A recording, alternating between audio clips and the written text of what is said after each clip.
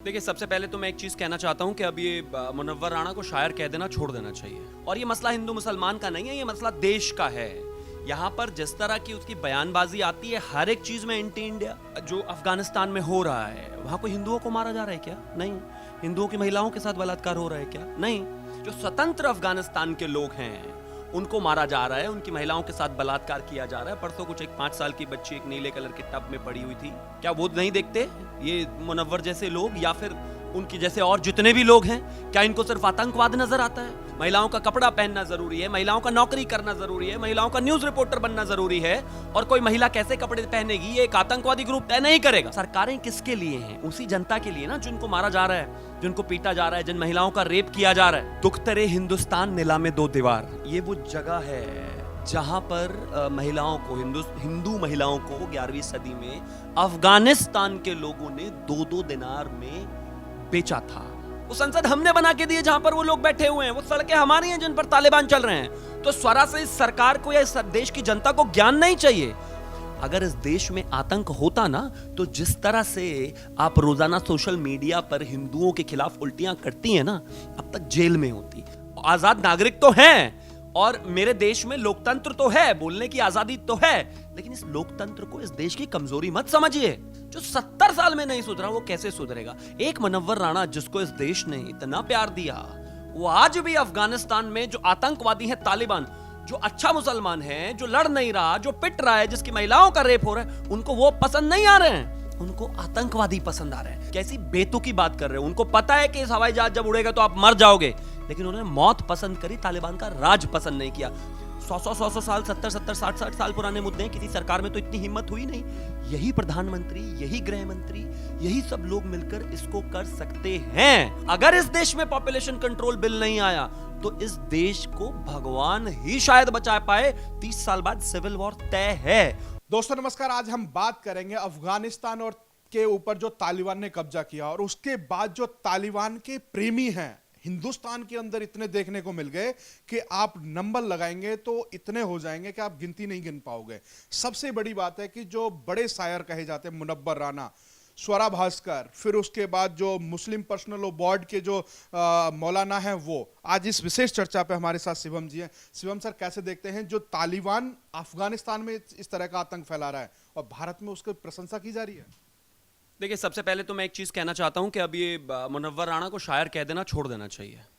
इस देश ने इस व्यक्ति को बहुत प्यार दिया, बहुत सम्मान दिया।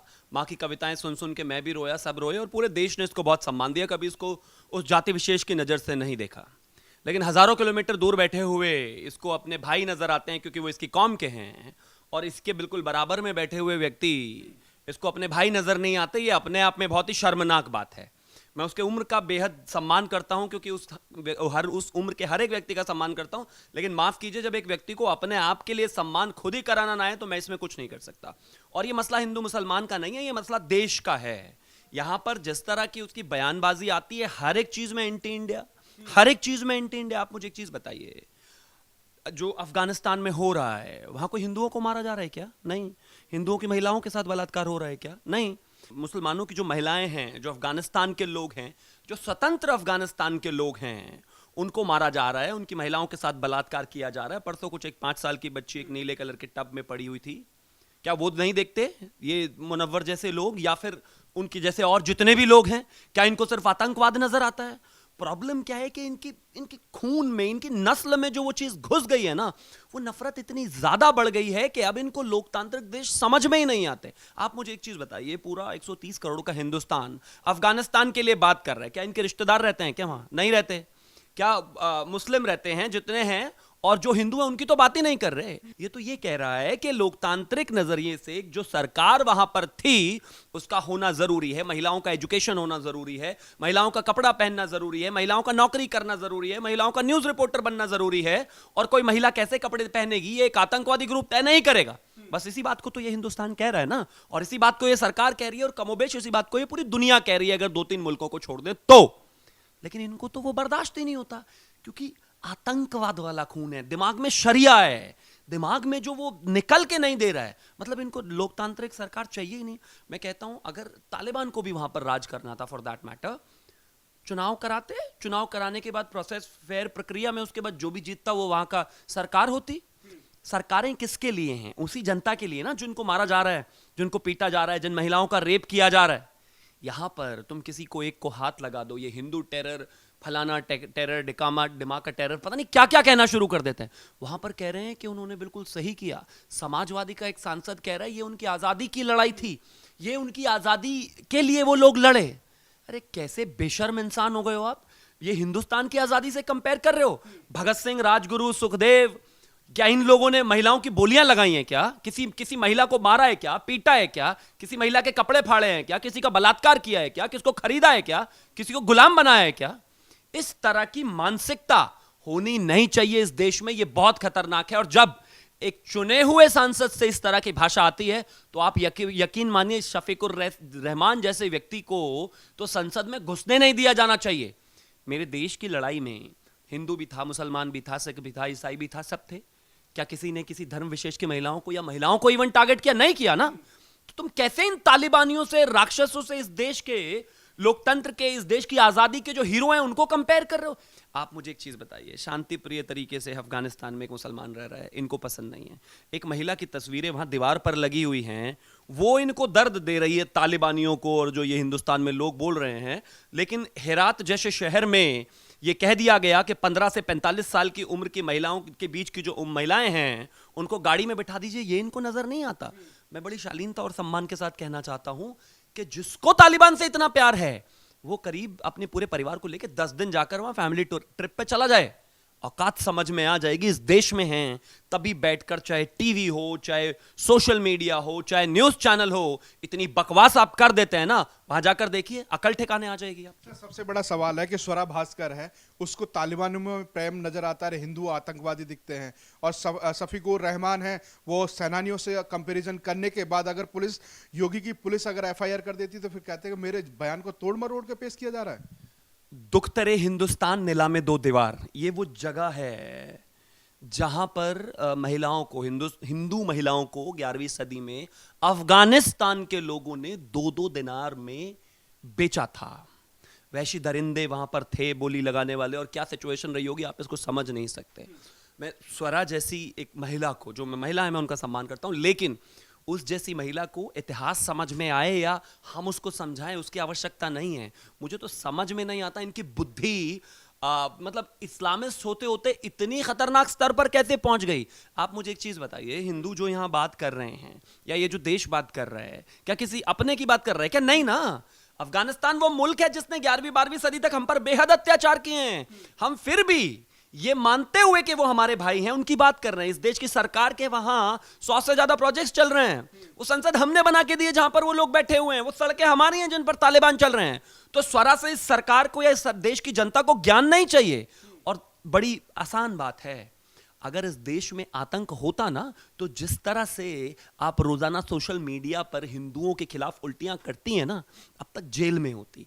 इतना अगर कोई एक महिला अफगानिस्तान में तालिबान के राज में बोल देना तो उसको गोली मार दी जाती है। कल एक बिना बुर्के के महिला बाहर निकल गई, उसको गोली मार दी गई। तो इनको कहिए जाइए राउंड लेकर आइए, आप इस देश की आजाद नागरिक तो हैं और मेरे देश में लोकतंत्र तो है, बोलने की आजादी तो है, लेकिन इस लोकतंत्र को, इस देश की कमजोरी मत समझिए कि जहां खड़े हुए, जैसे खड़े हुए, जिससे खड़े हुए कंपैरिजन कर दिया। अरे हिंदुत्व में है, हिंदुत्व और संग जो आप करते रहते हो उसमें आपको इतनी आजादी है, आप कपड़े कुछ भी पहने, आप बोलें कुछ भी, आप कहें कुछ भी, आप लिखें कुछ भी, आप जो चाहे छपवा दें। अफगानिस्तान में करके दिखाइए अगर आपको वो हिंदुत्व टेरर के बराबर दिखाई देता है। जाइए ना, एक शब्द लिखकर दिखाइए, अगर गर्दन ना उखाड़ दी उन्होंने तो ये सब जो बकवास है, ये पता नहीं कौन से ड्रीमी वर्ल्ड में रहते हैं। और मुझे तो सबसे बड़ी प्रॉब्लम जो है, ये लोग आतंकवादी को भी एक तरीके से ग्लैमर देने में कोई कमी नहीं करते, जिहादी को भी पूरी तरीके से उसको एकदम हीरो बनाकर पेश करते हैं, जेएनयू वालों को हीरो बनाकर इन्होंने पेश किया। आज तालिबान, मतलब पहले पाकिस्तान का प्रेम था, फिर उनके आतंकवादियों का प्रेम था, फिर जो भी हिंदुस्तान के खिलाफ हो उनसे प्रेम था, पर फलस्तीन और इजराइल में फलस्तीन की तरफ से इनको बड़े दर्द हो रहे थे। आज अफगानिस्तान के जो ग्रुप है तालिबान, उसके आतंकवादियों तक को भी इन पे प्यार उमड़ा है। मतलब कमाल की बात है। ये इस देश का दुर्भाग्य है। और यकीन मानिए, अब इस देश को, लोकतंत्र में सबका बोलने का अधिकार है, लेकिन इस देश को इस तरह के लोगों को स्पॉट करके प्रॉपरली एक्सपोज करना चाहिए, ये जनता के सामने आने चाहिए। ये इस देश का लगा हुआ घुन है जो सुधर नहीं सकता। जो 70 साल में नहीं सुधरा वो कैसे सुधरेगा? एक मुनव्वर राणा जिसको इस देश ने इतना प्यार दिया, वो आज भी अफगानिस्तान में जो आतंकवादी हैं तालिबान, जो अच्छा मुसलमान है, जो लड़ नहीं रहा, जो पिट रहा है, जिसकी महिलाओं का रेप हो रहा है, उनको वो पसंद नहीं आ रहे हैं, उनको आतंकवादी पसंद आ रहे हैं। कहते हैं वो उनकी आजादी की लड़ाई थी, उनका भी कुछ उन्होंने कुछ किया ही नहीं है। मतलब काबुल में सारी दुनिया की मीडिया बता रही है, मतलब वो जो हवाई जहाज जो था, जो अमेरिका था, अमेरिका का C-17 था, उसके पहियों पर बैठकर, उसके विंग्स की उसकी छत पर बैठकर अफगानी लोग जो है टूरिस्ट बनकर जा रहे थे ना यूएस में। उनका मन नहीं लग रहा था यूएस में, तो वो टायर के ऊपर वहां बैठकर जा रहे थे। कैसी बेतुकी बात कर रहे हो? उनको पता है कि इस हवाई जहाज जब उड़ेगा तो आप मर जाओगे, लेकिन उन्होंने मौत पसंद करी, तालिबान का राज पसंद नहीं किया। तो ऐसे जाहिल व्यक्ति को तो और कोई नाम से बुलाया ही नहीं जाना चाहिए। शिवम जी, मेरा आखिरी सवाल होगा। सबसे बड़ी बात है कि हमारे देश के अंदर उपराष्ट्रपति तक को डर लगने लगा था, परंतु अफगानिस्तान में जब तालिबान का आतंक होने लगा तो उनको भारत सुरक्षित नजर आने लगा। अभी सबको सुरक्षित नजर आएगा। ये प्रॉब्लम जो है, ये प्रॉब्लम, ये सेलेक्टेड, मैं सभी के लिए बात नहीं कर रहा हूं, लेकिन ये जो प्रॉब्लम ये जो यहाँ है ना, इनमें अभी सबको समझ में आ जाएगी। जैसे ही वहां आतंक हुआ पूरा देश समझ रहा है ना। मैं तो कहता हूं शुक्रगुजार है ये देश इस सरकार का कि इन्होंने समय रहते हुए 370 एब्रोगेशन कर लिया और कश्मीर पूरी तरीके से देश में मिलाकर वहां पर चीजें मजबूत कर ली। नहीं तो वहां पर जो वो 2-3 लोग बैठे हुए थे ना, वो मिलजुल कर किस तरह से इन्फिल्ट्रेशन कराते इस देश में, सोचने पर मजबूर हो जाते हैं हम। किस तरह से हमारी सीमाएं कॉम्प्रोमाइज होती, सोचने पर मजबूर हो जाते हैं हम। बेहतर है कि वो मुद्दा खत्म हो गया और वहां कश्मीर अब प्रगति के पथ पर है। बाबरी का ड्रामा दिखाकर इस देश के मुसलमानों को इतना बरगलाया जाता, जब मुनव्वर राणा जैसा व्यक्ति बरगलाया जा सकता है, जो 70 साल का है और जो पढ़ा लिखा अपने आप को कहता है, जो कविताएं करता है, तो सोचिए यहां का एक जो आम युवा है उसको बाबरी की तस्वीरें दिखा दिखाकर किस तरह से बरगलाया जाता और देश का क्या हाल होता। शुक्र है कि सरकार और कोर्ट ने मिलकर जल्दी उसका निस्तारण कर दिया। ऐसे तमाम मुद्दे, मैं तो कहता हूं अब ये समय है, अब ये बिल्कुल समय है कि इस देश में पहली चीज तो ये कि यही सरकार इन चीजों को बेहतर कर सकती है। मैं कोई फेवर नहीं कर रहा हूं, लेकिन ये रियलिटी है। ये मुद्दे आज के तो है नहीं, 100 साल, 70 60 साल पुराने मुद्दे हैं। किसी सरकार में तो इतनी हिम्मत हुई नहीं। यही प्रधानमंत्री, यही गृह मंत्री, यही सब लोग मिलकर इसको कर सकते हैं और किसी के बस का बात नहीं है। मैं तो कहता हूं सरकार से जनता की मांग होनी चाहिए कि सबसे पहले पॉपुलेशन कंट्रोल बिल आए, समान आचार संहिता आए, क्योंकि अगर इस देश में पॉपुलेशन कंट्रोल बिल नहीं आया तो इस देश को भगवान ही शायद बचा पाए। 30 साल बाद सिविल वॉर तय है और ये हमने अपनी आंखों से देख लिया। क्योंकि आदमी जब सिर्फ लड़ाई पर आमादा हो ना, तो अगर वो अपनों के साथ हैं तो उनसे लड़ते हैं। भाई अफगानिस्तान में तो कोई प्रॉब्लम नहीं है ना, यमन में तो कोई प्रॉब्लम नहीं है ना, एक ही धर्म है, एक ही जाति, एक ही संप्रदाय, सब कुछ है, लेकिन वहां लड़ रहे हैं। दूसरे देश में डीप ईस्ट यूरोप में डीप तक पहुंच गए, पादरियों के गले काट रहे हैं। कमाल की बात है, चार्ली एब्दो मैगजीन का पूरा ऑफिस ही उड़ा दिया। 90 तक ये देश और ये दुनिया कहती थी ये हिंदुस्तान का इंटरनल मसला है, लेकिन ये हिंदुस्तान का इंटरनल मसला नहीं है। जहां पर भी हैं चीजों को कंट्रोल में करना बेहद आवश्यक है और यही सरकार इसको करेगी और ये होना ही चाहिए। और शुक्र है और इस देश की खुशकिस्मती भी है ये कि इस समय इस देश में ऐसी सरकार है जो डिसीजन मेकिंग में परफेक्ट है, जो चीजों को आगे लेकर जाने में सोचती नहीं है और जो सबकी सिक्योरिटी को प्रायोरिटी बनाती है।